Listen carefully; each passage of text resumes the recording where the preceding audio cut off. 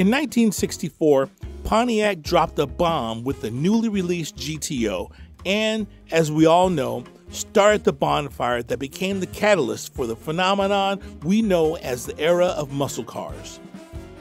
Shortly thereafter, manufacturers were scrambling to create their own muscle car and get it to market.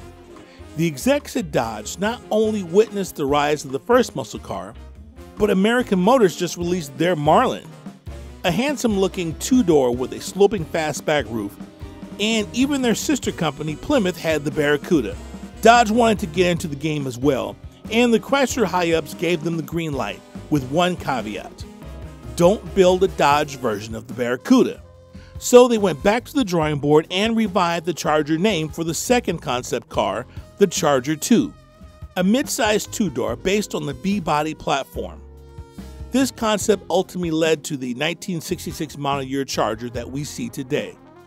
It was revolutionary in its styling, with hideaway headlights, front and rear bucket seats, and a single taillight that covered the full width of the rear.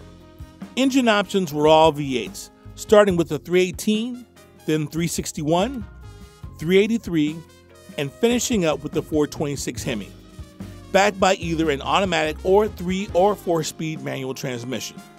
I mentioned earlier that Dodge was heavily into NASCAR racing. I mean, it's why they built the Hemi engine in the first place, and the Charger was born to showcase that engine, so it was only fitting that Dodge campaigned the Charger with a Hemi in Grand National Racing, known today as the NASCAR Cup Series. The Charger proved to be a handful to drive. The body design generated lift at high speeds, making it difficult to keep traction. Dodge designed a small spoiler that helped provide some downforce to the rear tires.